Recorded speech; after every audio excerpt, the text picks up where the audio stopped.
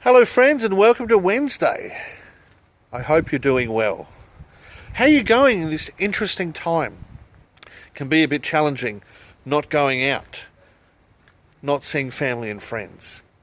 Well, I'm going to start, as I said on Monday, today looking at the 12 apostles and looking at Simon Peter. What an interesting character. Clearly he was a leader. Clearly he was the one that the others looked to. Simon Peter, also called Cephas. Jesus called him the Rock.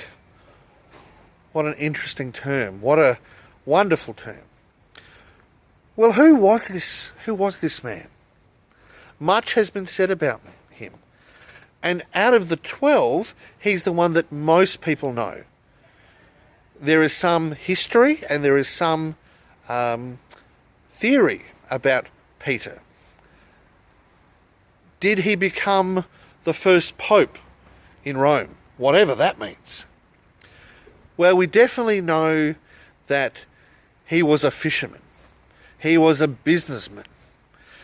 He worked with his brother Andrew, and they worked in Galilee. Peter was a strong man. He was strong of character and determined. We see that throughout the Gospel. When Peter made a decision or made a call, it was often a big one. And sometimes it was wrong. Sometimes Jesus chastised him. Peter was a family man because we know that his mother-in-law lived with him. And we know that there were times that Jesus and the 12 were at Peter's house. What else do we know? We know that he knows James and John. Peter and Andrew, these brothers, also know James and John. They often work together. They'd know of each other. Well, what do we know about the time that he followed Jesus? Peter was a leader. He was both impulsive but decisive. He was emotional, but not necessarily in a bad way. Peter ultimately denied Jesus. And we understand that that did some damage to him, that he carried that heavily. But we also know that Jesus reinstates him after the resurrection. Jesus used Peter to start the church as we know it, to be that rock on which the church is based. Well, after Jesus is ascended and Pentecost comes, we have Peter talking about what Jesus did, who he is in the Jewish eyes, but who he is for the people who follow him. People of the way, as they were called, and ultimately were called Christians. Peter spoke bravely. He spoke boldly.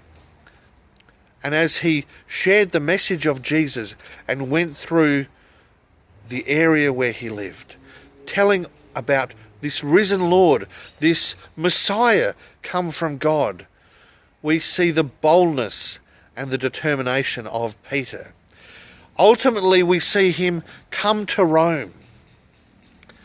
And from there we know that history tells us that he died crucified.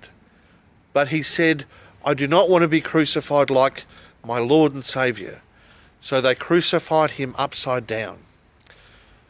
What a way to share his faith. Peter was strong. He was decisive. There were times that he was rash, and the New Testament tells us that Peter and Paul, these two great leaders, at times clashed over the way they saw things. But the New Testament also tells us that they reconciled. The Gospels that we have, the Gospel of Mark, is written by John Mark, but we know that John Mark uses a lot of what he gets from Peter, the eyewitness. So a lot of what we have in Mark comes from Peter's perspective. And then we have the books of 1 and 2 Peter. These great works where Peter talks about Jesus in exalted terms.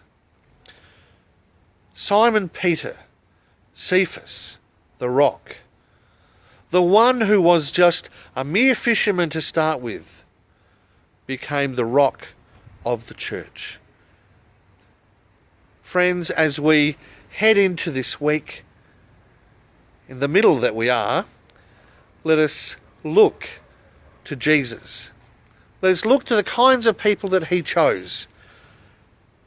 And Peter is a great opportunity to see the type of person who is committed, who is determined, but also who makes mistakes.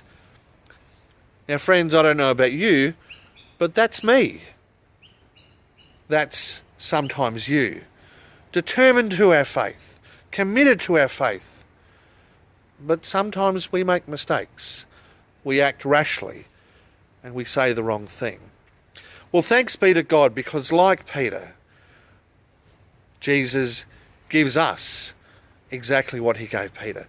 Forgiveness and opportunity to go forward in life and love. And that's my prayer for you this week. May you go forward in life and love in the rest of the week. God bless you.